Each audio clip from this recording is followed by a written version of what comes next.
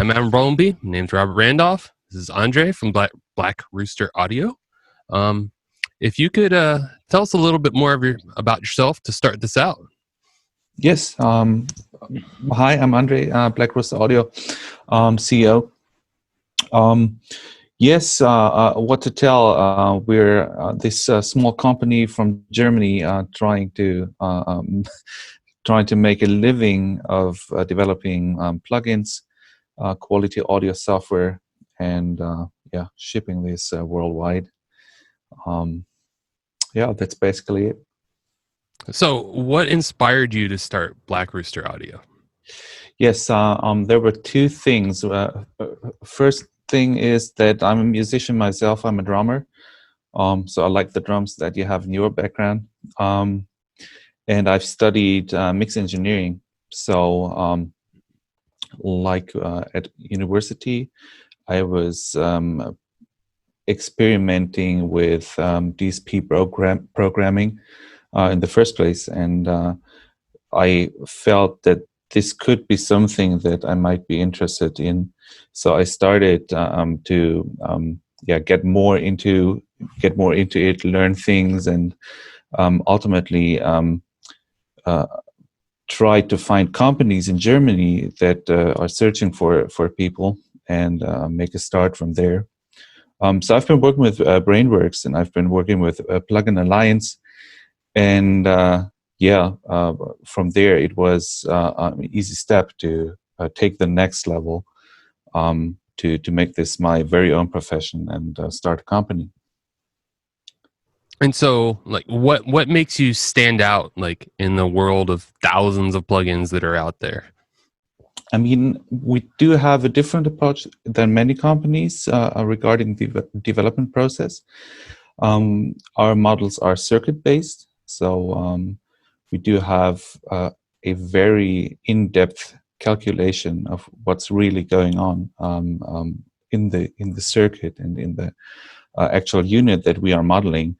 Besides that, we are, of course, working on some originals where we do have our very own visions implemented. But regarding modeling, it's this circuit-based approach that's really different from many other companies, and we are pretty good at it. For us, it's a deep focus on sound and the graphics, which ultimately make the plugin. Like, there's usability studies that we do, lots of testing behind the curtain with beta testers, and we're really trying to make a difference when it comes to quality. Like, we would never ship something that we don't stand behind, and quality is our main focus, not only sound-wise, but also regarding usability. So I would say that's the main thing that separates us from competitors. Okay, and can you walk us through, like, your path through learning programming and then DSP and then going into circuit modeling, like how that all came together for you over time? Yes. Again, I started with DSP programming at university. So this is where, like, the interest came from. Regarding Black Rooster Audio, like, I'm not the main developer. All of the modeling is mainly done by Raimund, who's my partner in crime. Like, he studied at RWTH Aachen, which is the university in Aachen, also in Germany, and we've been working together at Plugin Alliance. So we both learned DSP programming at university, and like, he has a more in-depth knowledge and understanding of how calculations are done, like how the electrical circuit is implemented. And what I do is that I add my knowledge regarding graphics and interface programming to that, so that it all combines to the actual product. Yes, and besides that, I'm pretty much focusing on everything related around that, like product design and like everything in regards of marketing, the website, and things like that. So on like your average day, how does this all come together? Like, how do you collaborate? How do you plan out your time? How does everything work in that regard? Yes, so it's it's a kind of organic. So there's no routine that is like the same from day to day, but it's mainly like when I start my day, it's that I'm checking for support mails, checking for some sales mails, like everything in regards of purchases, and trying to find out if someone needs help with the plugins, with installation processes, with the website, and things like that. So that's, I would say, about half an hour in the early morning. From there, it's mainly meetings where I talk to staff, where I talk to the freelancers that are working with us, just trying to get an overview of like where progress is. For example, if we do new plugin, what's the progress? What is the marketing schedule for today? What is like, how is everybody feeling? Just to catch up, like have an overview of what's going on with the employees and the freelancers, just to plan things around that, and have a basic overview. From there, it mainly goes to product development, which includes the products themselves and also like everything technical, also the website, the licensor technology behind that. So we are in the middle of updating our website, updating our license management. So there's lots of focus in there at this very moment. So lots of my time walk into that, or go straight into that. And like when it comes to afternoon hours, it's again some marketing related things that I'm doing, talking to artists, talking to influencers, organizing marketing endorsement things, organizing a distribution. That's basically it. Okay, and so say you want to create a new product, like where does that start, and how do you find like what like I mean, there's a lot of plugins out there. So how do you find, that niche, that gap in the market where you can have an impact? Yes. So I would love to say it all comes down to intuition, like where there's something by scrolling, by surfing, that jumps into the eye. But to be honest, it's more like I'm researching all the time in regards of my own production needs and my own requirements. So like the company is not only driven by economical ideas, but the main thing is that I initially started to also make progress in my own mixing, in my own producing. So a main driver for new plugins is that I'm constantly researching on things that I would need for the studio. So that's why it's not always that we are having something that's super exotic, but we always try to find, how can I say, special revisions that add something to the product that is like exotic in regards of competition. So, for example, our VLA FED, it's obviously 1176, but with a twist regarding the revision that we used and measured. And it like the unit had Lundau transformers, for example, which add a total different color to it. And also like the time parameters, we've been experimenting with that. They are quite different from competitors. So when it comes to that, it's like always, I need a new tool for the studio, and let's try to find something that basically fulfills my needs, and then maybe give it a twist or something. That's at least for the modeling part. When it comes to originals, it's more that, for example, we do have this Conehagen signature series coming up.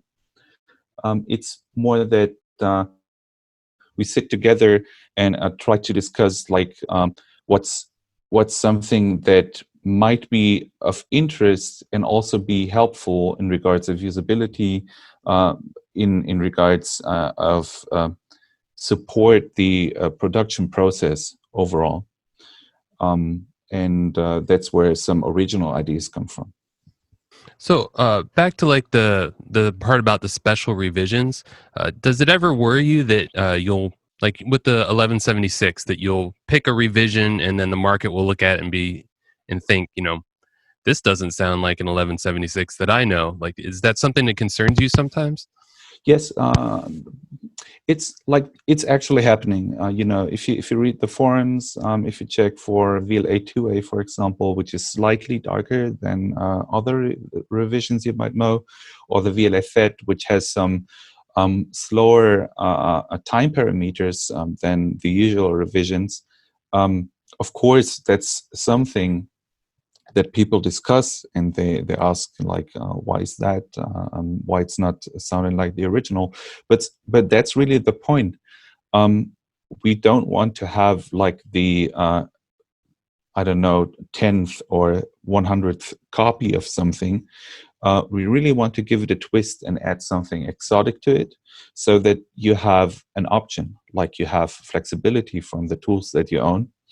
And yeah, like from history, it always turned out good for us to do it like this, and add something to it that gives it a slightly different color from what you might know, which is also ultimately bringing you in the situation of rethinking your mix process, because there's something, okay, the sound is slightly different from what I would expect. So you start immediately to play around and start to get into the plugin more.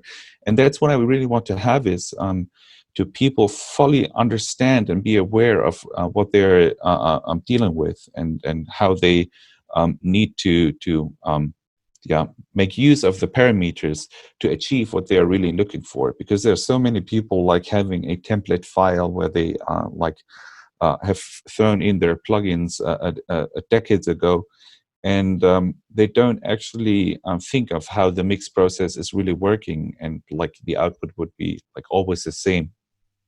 And so it's somewhat giving the people an alternative, and in a way forcing them to get to understand what the actual unit is that they are using. So, if you didn't have to think about how far you go with how crazy it is, or the economics, or the marketability, or even if it's technically achievable, is there a specific product or plugin idea you have that you would just love to make, even though it doesn't seem feasible at all? Yeah, I'm pretty much into dynamics, and I'm always looking for plugins that can be useful for drums. When I've been working on this Multiband Expander plugin, which has some great detection mechanism for the envelope. And like people wouldn't find it usable because it's super complex in handling, and also like the sound that you can shape with it, it's in nuances, and it's really in detail, which is cool for me because I needed that at this like in the studies. But something that might not be of interest for the market. The idea behind that, I would love to see more on the market because I do love the idea of expansion and expanding signals, and make use of the effects that you would have dynamically in regards of the spectrum. So there are not too many people making use of multiband expanders, and that's kind of sad because it's really useful. Yeah, that would be something that I would be looking up to, like having such a plugin. But I feel that it won't be a bestseller in that means. Besides that, I would love at some point, like I'm not a virtual instrument artist, or we don't have that on our agenda, but I would love to have some sort of a full-blown church organ 7.1 type of instrument, and have some, I don't know, the theme of Interstellar, Yes. the movie. It's so cool. Like have something that you can do on your computer in your own environment. That would be so cool. Yeah. So with the multiband expander that you were talking about, I love multiband expanders. That's actually one of my favorite things to use on drums Perfect. myself. Um, what about it is the main thing that you feel is stopping you from being able to go forward with something like that? It's partly the how can I say that? Um, I do feel that I have a responsibility to make this company sustainable, regarding like economical stability, regarding how people see us, our image, like how they bond to the brand and the tools that we have. So I'm a little bit limited in that manner. Like we are not at the point, as a young company, as basically a startup, um, to really get out of focus and not provide the market with its demand. On the other hand, of course, I try to give like every plugin that we have a specific twist, and not only follow like economical perspective. But I feel like investing time, and a good multiband expander needs time, and of course, um, there are many people involved in developing a plugin. Um, I don't feel that this would satisfy customer needs, and it would ultimately cost us time and focus on things that are more important to the company at the moment, like bringing a new licensing system, which is requested by people, bringing like license transfer into that, um, and bringing in some wishes that we had on our agenda. Like there's a defined pipeline of plugins that we want to do. um, yeah, we basically need to focus on that to get to a point later on, where it economically, where there's more freedom economically, to do the things like as we would like to do them, totally free. So, but at the moment, like the company's not at that point.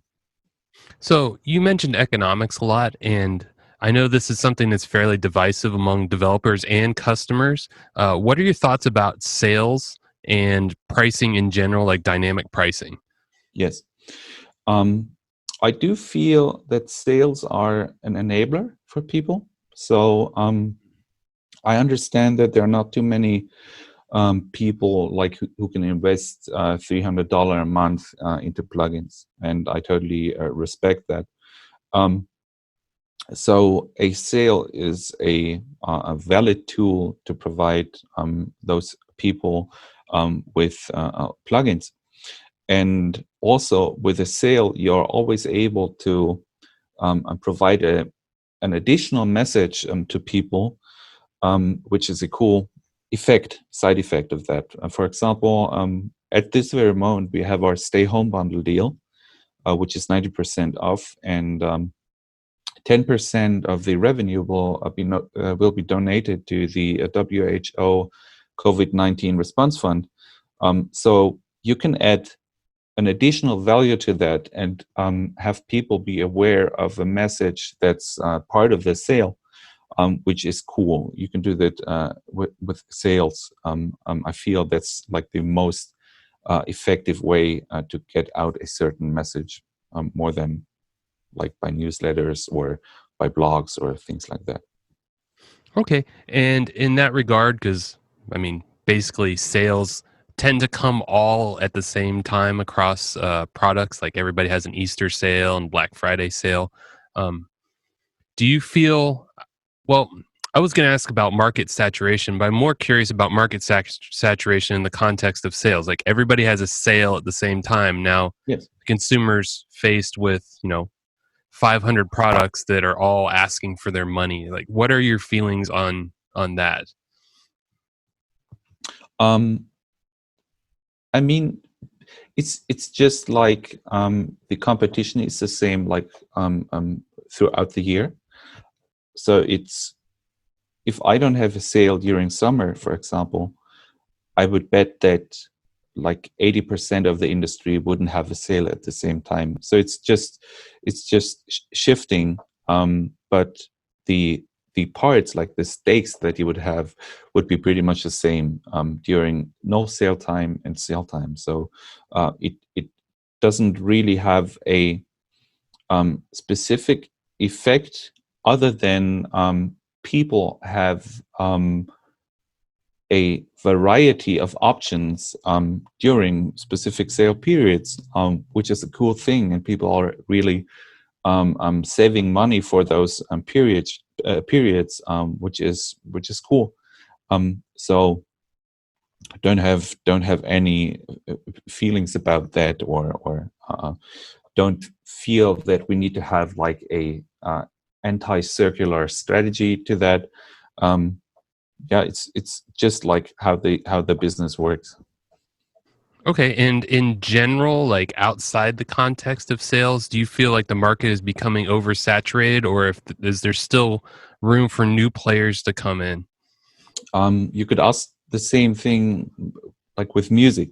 Okay, so I see or I feel that our products are more of artistic tools that will ultimately add to the value of, for example, your music or your voiceovers or things like that.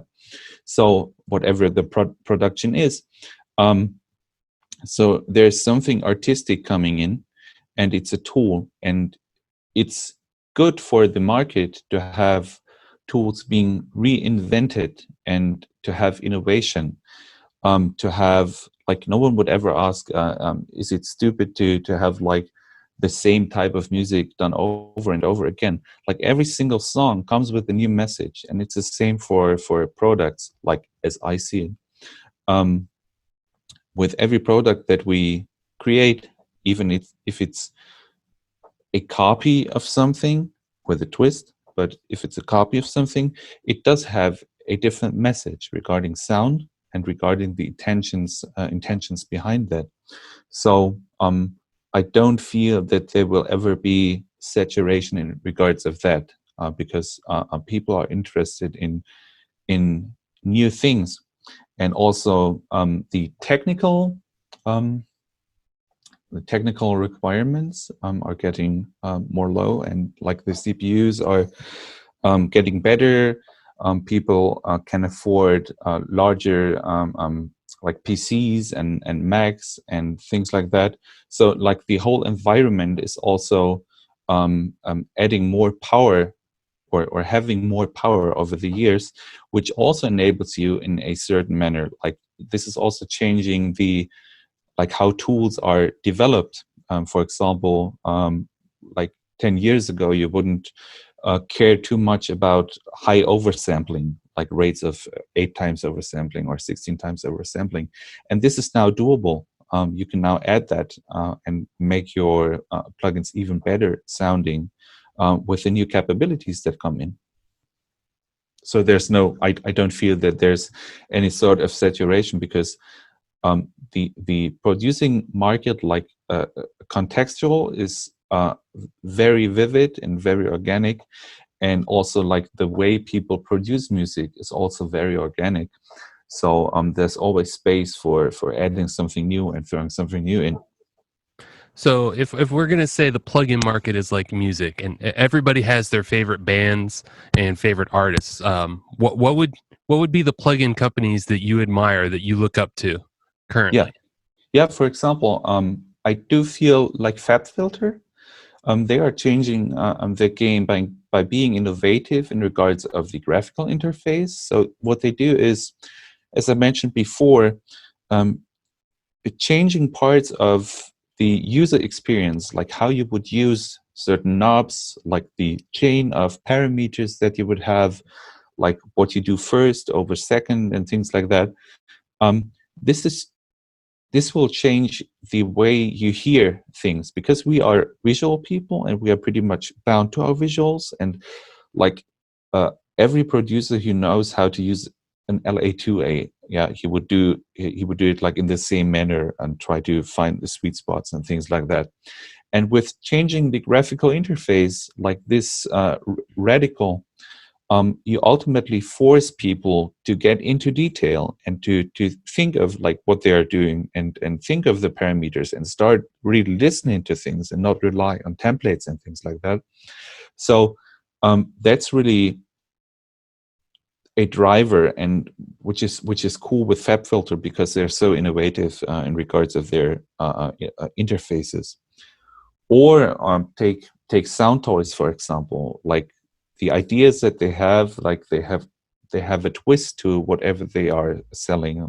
The products are very not exotic, but they have really something to it that makes them fun to play with. And yeah, coming from the name Sound Toys, it's cool because ultimately you are getting into the state of a child playing around with things, and you find yourself like playing with one plugin and trying to listen, trying to find things in that for 4 hours or so, which is pretty cool. I love that approach, and how those plugins really change the way of thinking how to mix music, and change the process you are mixing music, which is pretty cool.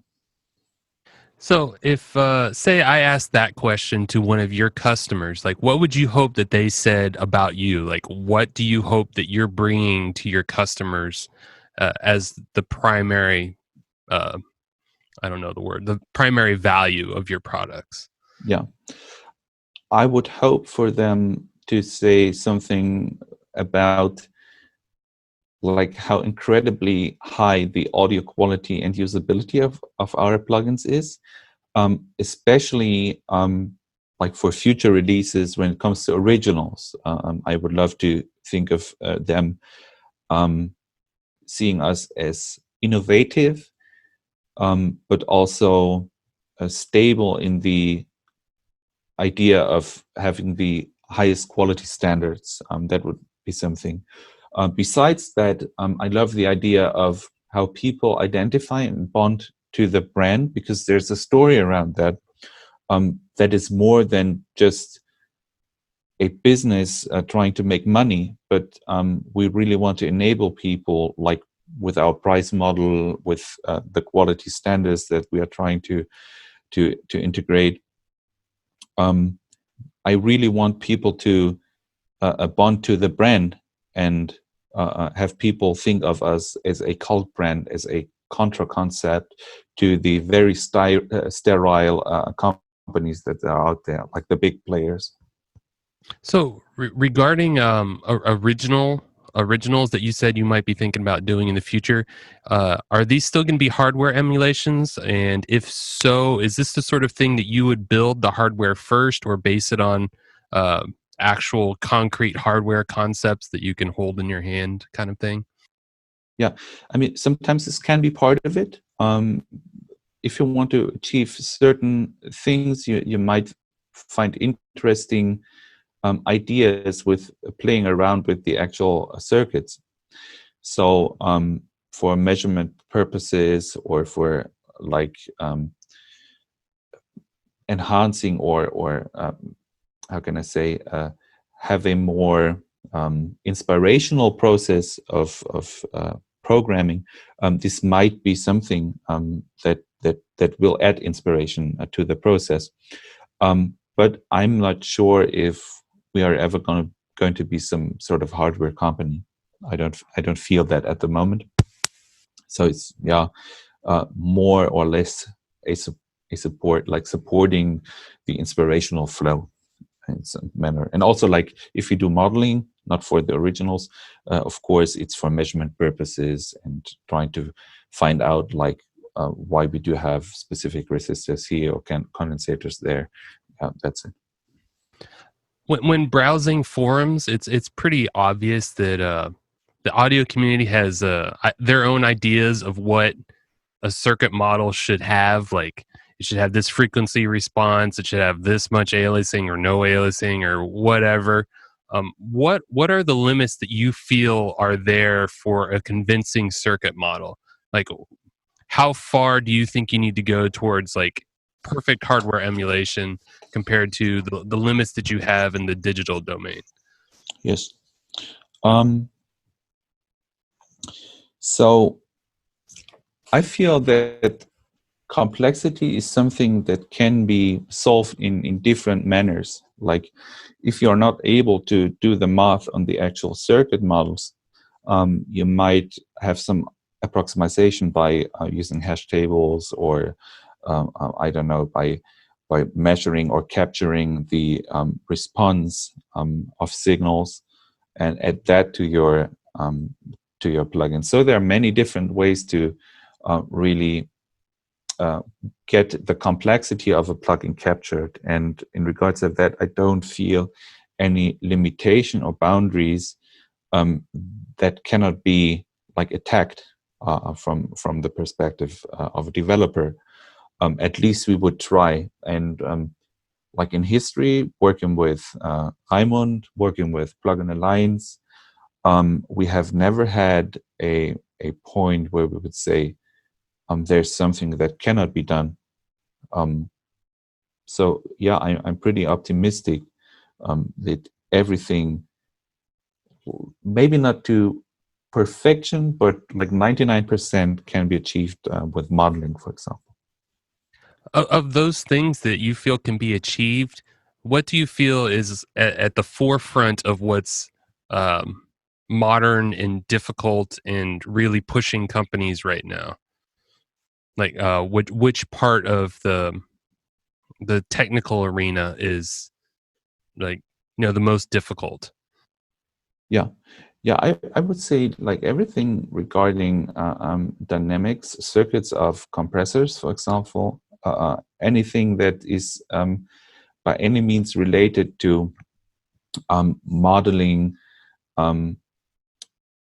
something of feedback loops, diodes, for example, are pretty hard.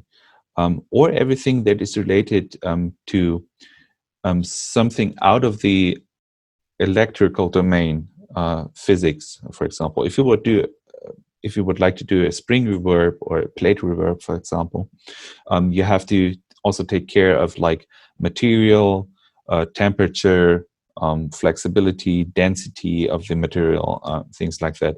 So this is where the parameters really become super multi-dimensional, and this is where it's sometimes you reach the limit of what a computer can compute, like what a processor is actually capable of doing. For example, with our Edelweiss plugin, we do have linear phase filters in there. And to really have them clean and have them at high frequencies and have them artifact free, we really needed to have a math model that's heavy on the CPU. So there might be limitations in there, but this is limitations that are not on an abstract level, but with the underlying systems that you would have. So from the mathematical perspective, like everything is doable, at least, if it comes to multi-dimensional things that are out of the actual electronics, it's getting heavy. And so on the other side of it, towards beginners and things that are easier, if somebody wanted to get into circuit modeling or component modeling, would you have any specific advice for them? Any good starting points, things to look at, prior art, or anything Yeah, like that? yeah.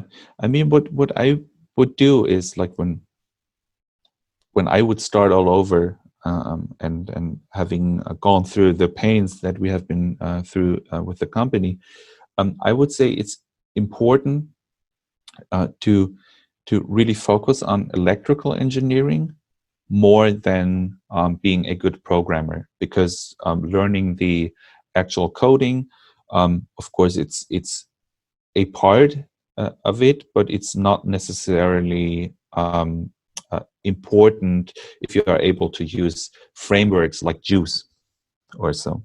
Okay, which we are not using, but like the programming stuff is getting more easier uh, through time, and there are many people implementing frameworks or capable of implementing frameworks that you can work with.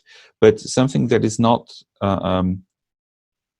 easy to learn is like the electrical engineering part and doing the calculations on circuitry. So this is also something that is so complex, and I feel that everyone has its very own approach of attacking the issues and attacking the matter, um, that there is no one tutorial or no one book that really gets it all.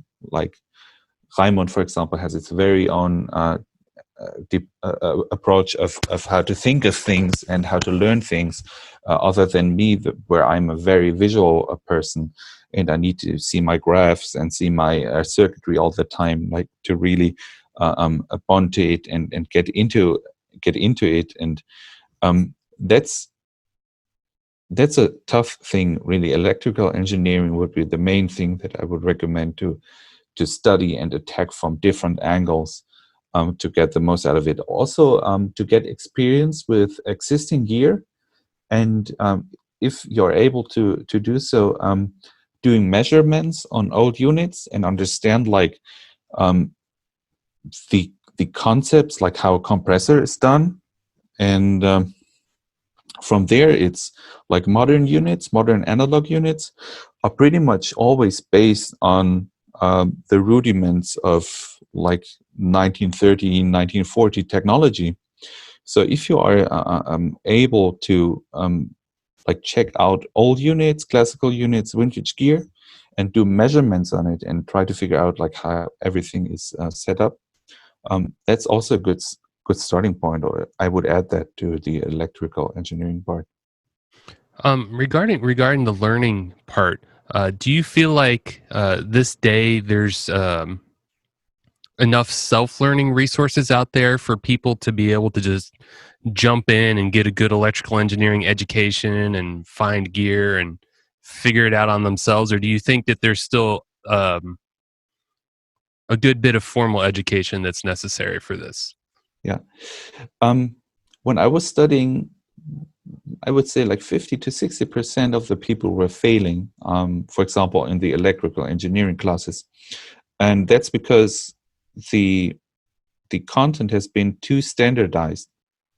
So I feel that with a variety of new material, through different tutorials, books that you would have, the ability to check out and experiment, like in your home environment, which has not been the case. Like when I was starting school, um, we didn't even have some electrical engineering rooms where you could study or experiment. So yeah, if I think that this is easier now, like with also with analog modeling. There's so many software, spice software, that you can experiment with and emulate like what the hardware would do. This has all also not been available when I was starting. Um, so it's cool. Like you have a variety of content. You have way more content than we had, and it's easier to access. And it's like lots of content is free. But on the other hand, I would say like the quality of the content is now below average. like at least having some sort of, how can I say, like the books that we had, even if they were not intuitive and even if they were standardized, at least they had some sort of quality to it, and really a focus on the rudiments. And this is something that's going missing, I feel like, with all the YouTube stuff, is really the quality of content. So you might find yourself with learning in a total different direction after 3 lessons or 3 episodes of something. And this could really be annoying. So you would ultimately lose focus, and with that comes a loss of motivation, which is bad, because I feel that learning new things and like keeping the interest high, this should be like the main thing, and then it's easy to learn like everything. But again, everyone has its very individual idea of learning, and many people even don't know what learning type they are. Yeah, this needs to be reflected when it comes to the selection of content, like anyhow. But I would say there are people who are pretty much good in motivating themselves and going through things, and like pushing them with small efforts and successes that they have. And other people like need someone who's really showing them how to focus and how to learn new things, and show them, like pushing them and showing them the direction of what learning type they are. And then they can become that self-motivative sort of learning type. But I feel that for very complex content, like electrical engineering, it might be good to have somewhat of a mentor. Regarding you mentioned that the YouTube quality, content quality is bringing the average down. Are there any websites or YouTube channels that you particularly find enjoyable to yourself at your current level of knowledge right now? Yeah. For me, it's like I'm more or less shifting my focus from the development part alone. So I'm at this very moment pretty much into marketing stuff and product development and like company business things, business knowledge. So I probably am not the best person to give recommendations in regards of technical related tutorials and content. What's always good is, and also a good point to find mentors, is forums. So there are a lot of great people with deep knowledge on Gearslots, on KVR, and you can ask them.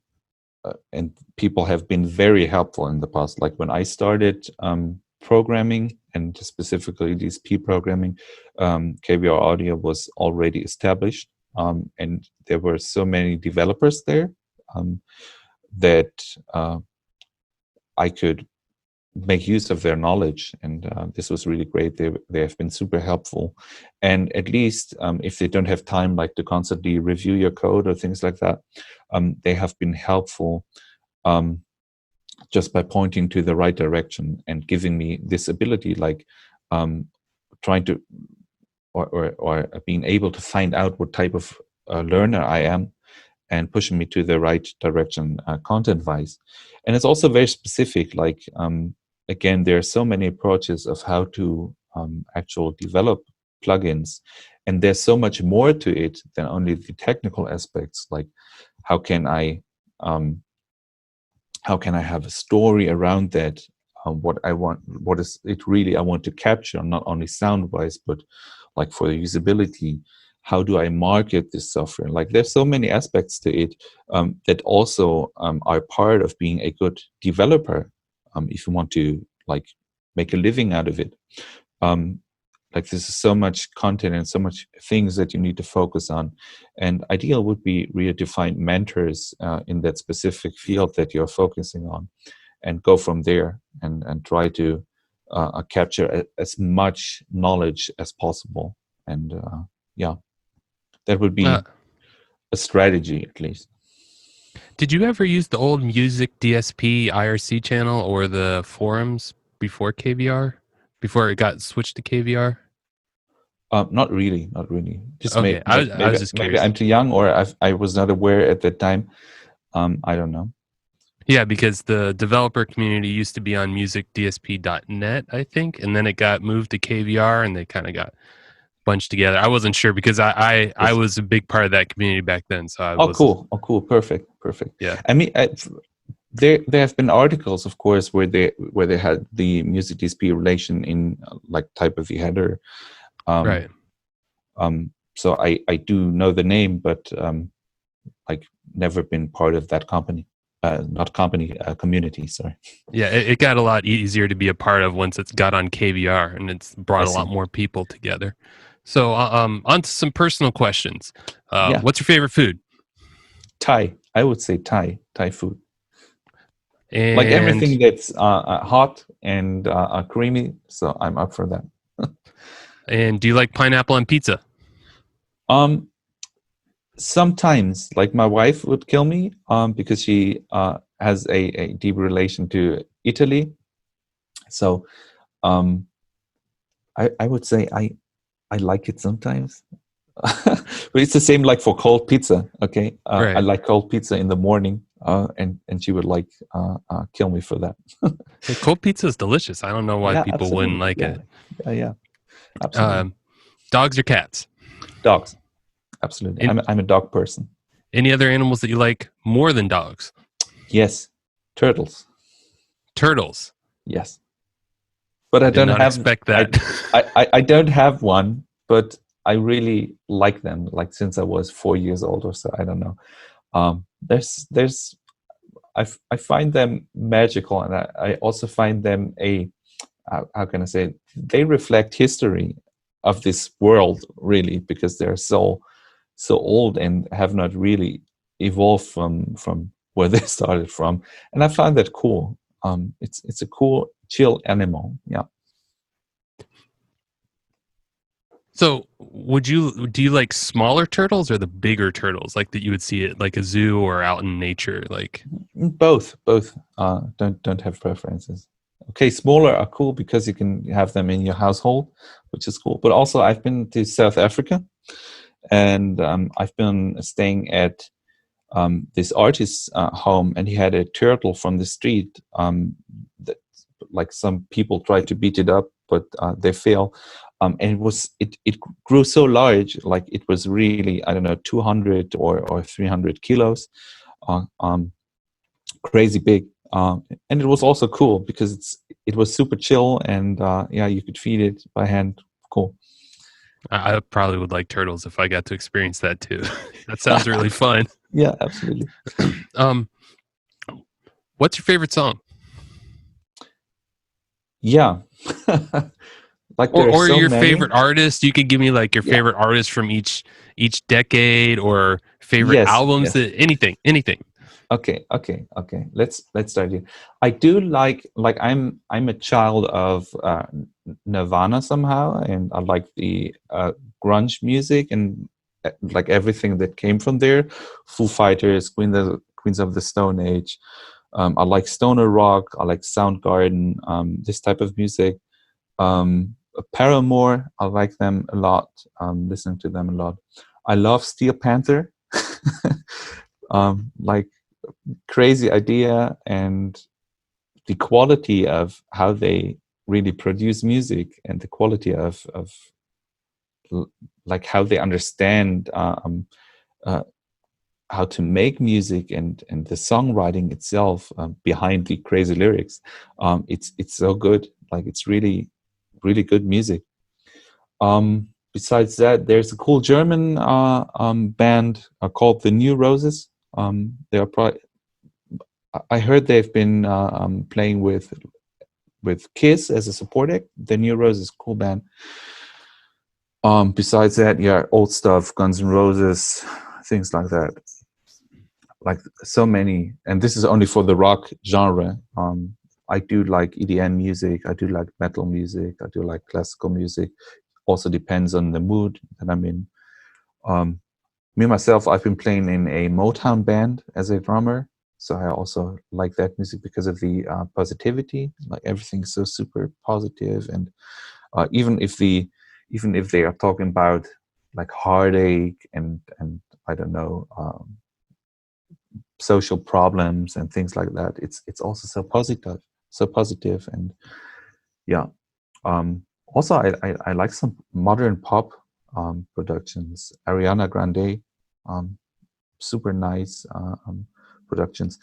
When it comes to pop music, I would say that everything that comes from Max Martin is pretty good because it's super easy and it's sophisticated in its how can I say, in its uh, minimalism. Yeah, that's it, I guess. So you play drums. You can tell me which drum set you have, but I'm more interested in what's the best drum set that you've had the experience of playing. Yes.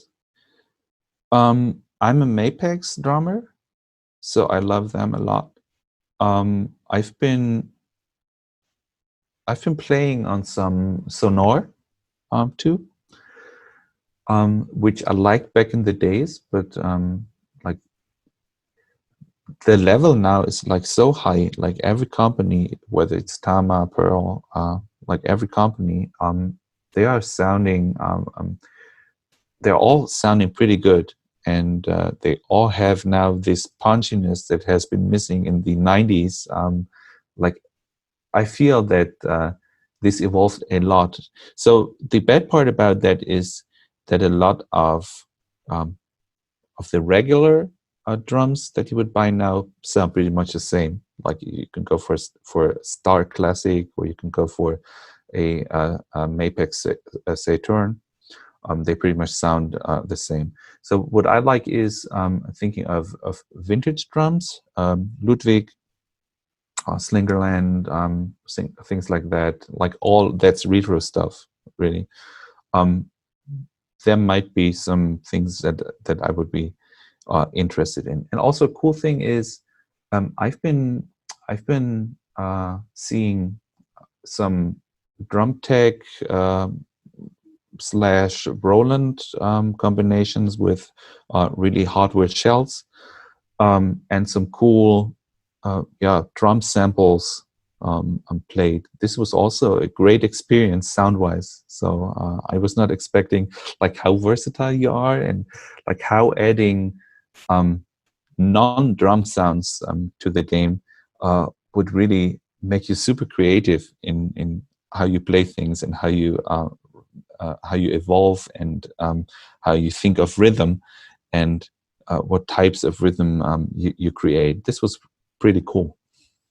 Is that something you would see yourself moving towards in the future? Like if you had the opportunity to switch to like one of the nicer Roland electronic sets, would you feel like you could just jump at that opportunity and be happy with that choice? Yes, absolutely. I mean, there are some options that are so good, like for the feel, for the rebound. Um, yeah, I would think of like sound wise, you wouldn't notice. Like there are some drum samples out there. They are so good, and you would prefer them over like your own drums that are not in tune, and that you need to tune all the time, and like thinking of something more consistent. It's definitely an option. Like if I want to do pre-production things like that, I would definitely go for something digital, I guess. And plus, you have more volume control, which is a big thing if you want to Yeah, play out too. absolutely. Um, yeah, I think that's all I can think of for now. And I think I've had Cool. you for almost an hour now. Thank you very much. I appreciate you taking your time with me. Is there anything else that you would like to say before we head off? Yeah, I mean, thank you very much for your time. It has been a pleasure. And um, regarding Black Rooster Audio, again, we still have our Stay Home Bundle deal running, where we will donate 10% of our revenue to WHO COVID-19 Response Fund. We will have some great new products coming out this year. Also, all of our products that we have revenue will also be partly donated to charity. So this is going to be a huge part of it. Hope people will like the new plugins that we are having on the signature series with Cohn Heldens. And yeah, looking forward to this madness to end, and yeah, everyone can have a beer together. That would be great. And where can people follow you on social media? Obviously, the website is blackroosteraudio.com. Like, what's your Instagram, Twitter, Facebook? Yes, just search for Black Rooster Audio. It's like basically the tag that you would have, and you will find us on Instagram. You will find us on Twitter, Facebook, obviously. Yeah. All right, great. Thank you very much. I hope you have a Thank you great too. afternoon, and I hope you have a great day with the whole quarantine thing. Hope you stay Yes. busy. Yes, Thank you will very do. much. Thank you very much. Mm-hmm. All the best. Bye bye. Bye.